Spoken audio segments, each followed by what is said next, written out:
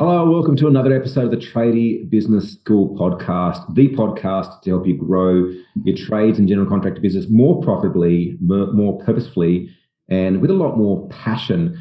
Today, I'm joined by my co-host Miranda Hill, and of course, my name is Barry William Magadidi, and we want to speak about identifying and tracking KPIs and why KPIs are important in trades business. Now, this episode is part of the mini-series that we've done based on my book, The Path to Freedom, the 9 steps to create a highly profitable business that can work without you. Miranda, how are you doing today? I'm fantastic. I've loved recording this mini-series. The Path to Freedom, I've just witnessed the significant effect it's had on so many business owners, and I just love each and every one of these chapters, and cannot wait to talk a little bit more about KPIs with you today, Barry.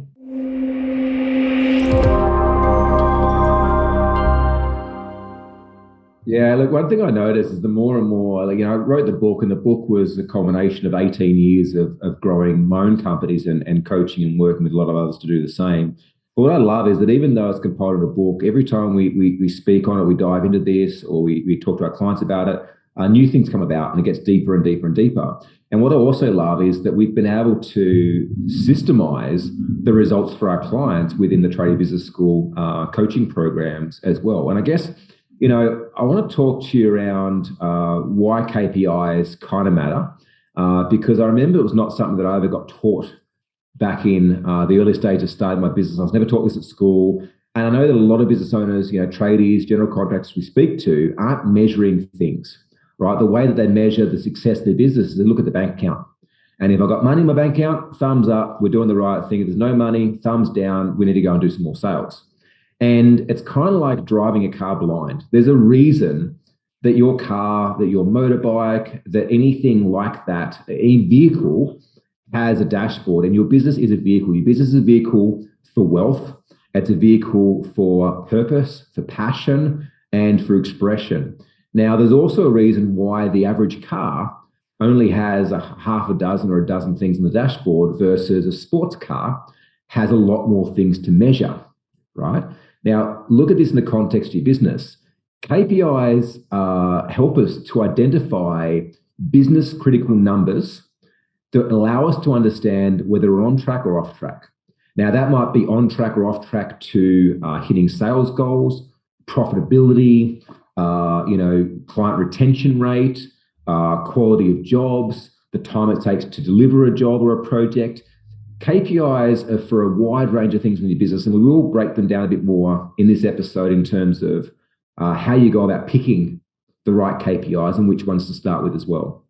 With our clients the other day, we did a workshop on KPIs, and despite knowing the critical numbers, it's fascinating how still there's a constant evolution and checking in on what matters most. KPIs are the pulse, are the heartbeat of the business. When you think about it, when you go to hospital, what do the nurses come and do all of the time? While you're in hospital, they come and check your pulse, your temp, and those vital.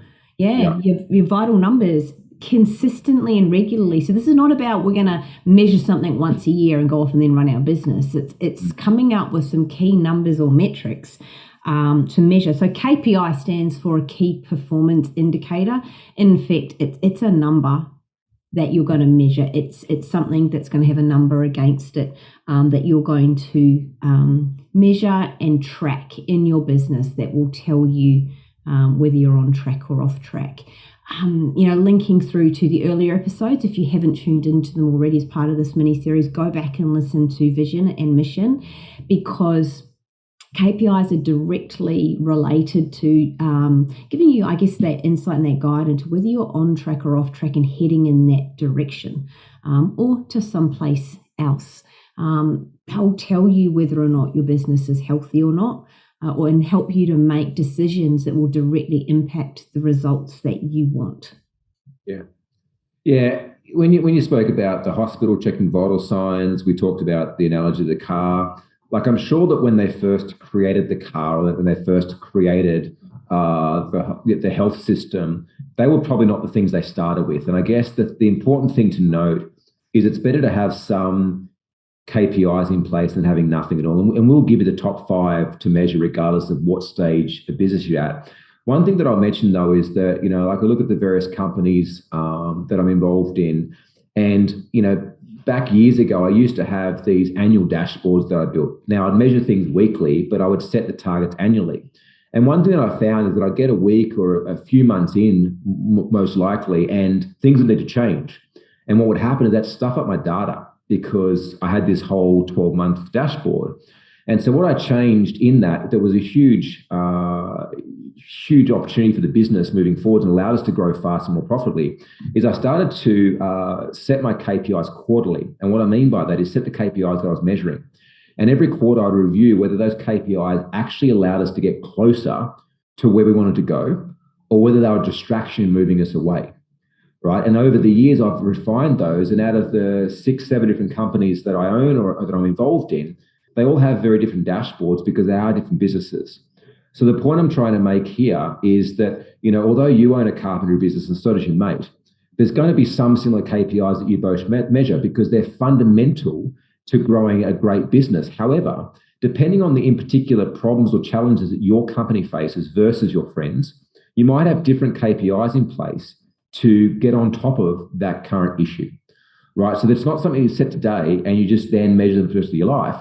You need to create these regular moments to check in and ask yourself, is this KPI valuable, right? Like if there's only so much space on the dashboard of your car, does this need to be on there, right? And one thing that I've spoken about before in previous episodes, Miranda, is the Michelangelo effect, right? And it's a story about when Michelangelo had finished carving that exquisite statue of the David out of solid stone. He was asked, how did you do it? Like, how did you carve this incredible figure out of a solid piece of stone? He said, well, it was super easy. I just carved away everything that wasn't the David. Now, this is the way that I see business, Miranda, is that we want to constantly make sure that we're carving away everything that's not moving us closer. KPIs, tasks, responsibilities, projects, conversations, everything's not moving us towards our ultimate vision or mission, right? And it's not in line with our values. We need to start carving away, right? And KPIs help us to understand how our staff are performing, right? How our business is performing, how our strategy is performing, right? It's also a clear dashboard that allows us to win as an organization. You go and watch people playing basketball, someone playing that aren't keeping score versus those that are keeping score. The people that aren't keeping score are not going to be as fierce or as motivated as those that are, right? The dashboard allows us to track the game of business and allows us to ensure that we know what winning looks like as a team and that we can actually win as well. Mm. And could you imagine going to a footy game in the stadium and buying your ticket and all sitting down to watch the teams with no scoreboard? So, well, they're having a lovely time running around and no scoring and no scoreboard. The motivation of the audience for a start. I mean, I don't need to go into the details of what it would be like. It just would not be a great experience. I was just going to say, I think the note on that is, an important point to bring up, I guess, at this point in time is the difference between lead and lag measures, right? Now, if we look at football 5 years ago, 10 years ago, they weren't necessarily measuring touches, handballs, marks, right? As the games progressed, they've brought in more of these stats. They shine across the screen, right? Back many years ago, they just measured how many points and how many goals and what's the total score, right? As the game's evolved, so have the statistics, because they understand that what you see on the scoreboard is a lag measure, meaning that you can't influence it or change it. It's like your P&L. You can't influence or change it when you're looking at it. But what you can influence and change is, well, how many handoffs do we have? How many marks do we have, right? In our business, how many leads are we generating?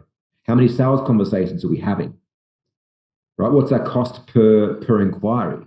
They're leading measures that allow us to ultimately make a sale that ends up being a lag measure. Do you want to expand that a bit more, Miranda? Yeah, I think lead and lag measures is something worth mentioning a couple of times. Very, very important. And in the simplest terms, I look at a lag measure as something that's past-based. It's happened already.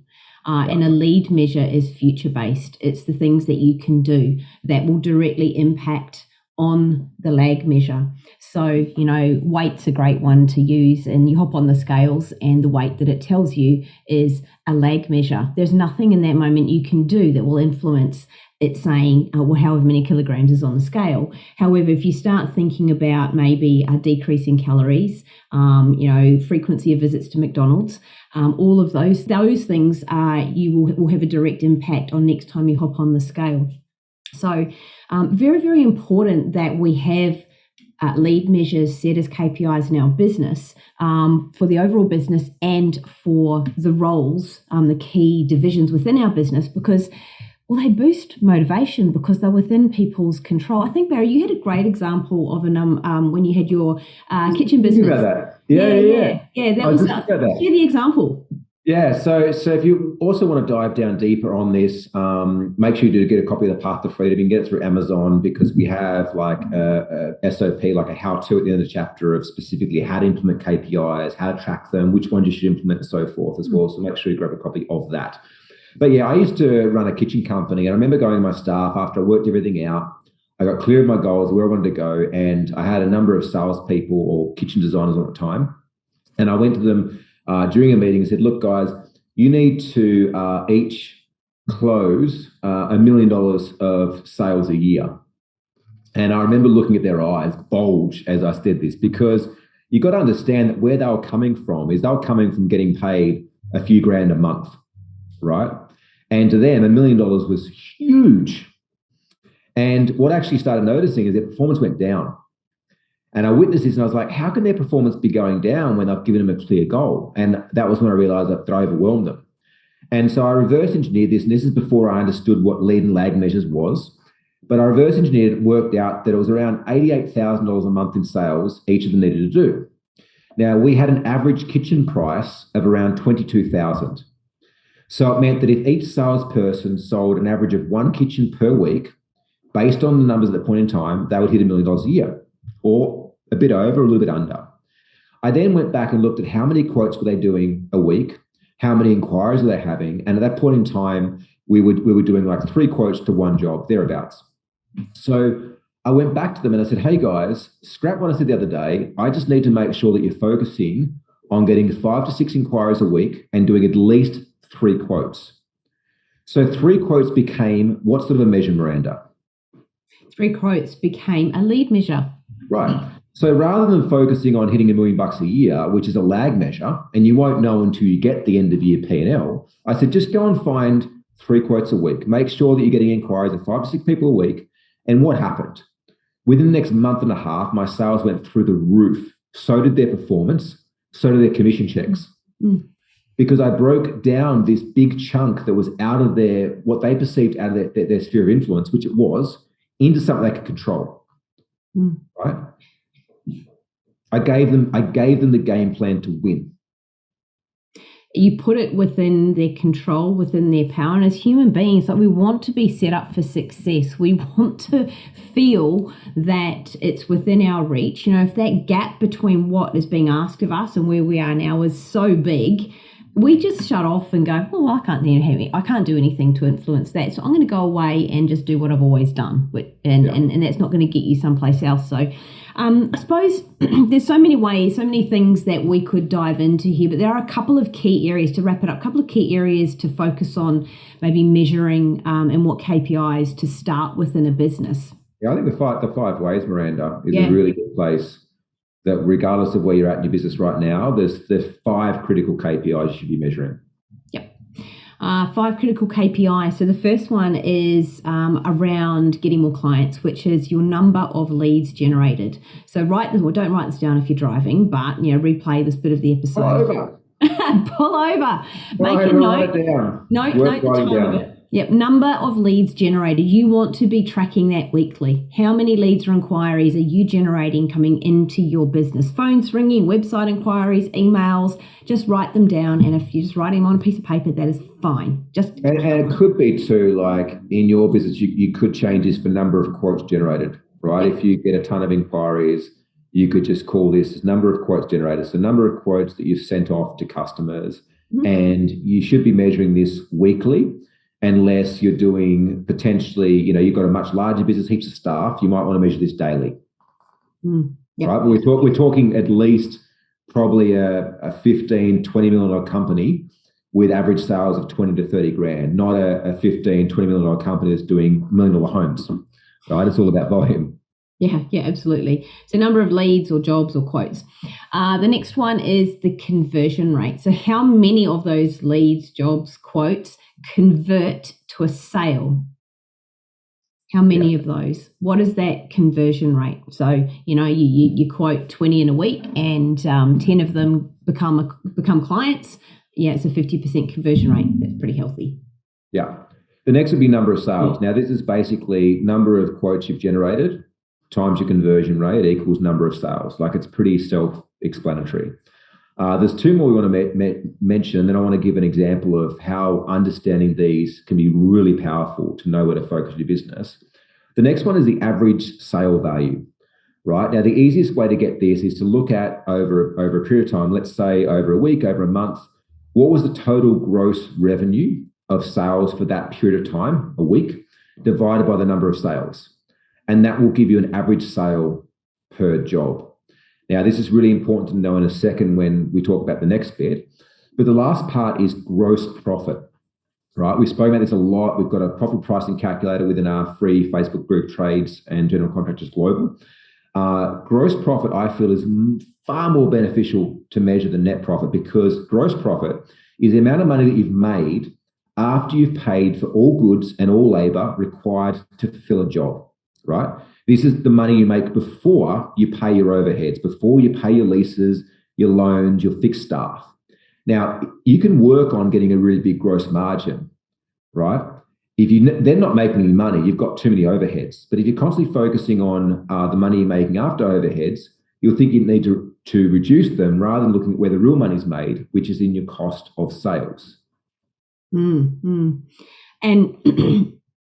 so those 5 ways, if you start measuring and tracking those, you can then look at which of those you might wish to increase and which levers to pull in your business to help boost your revenue and help grow your business. So you don't have to pull, to increase all of them.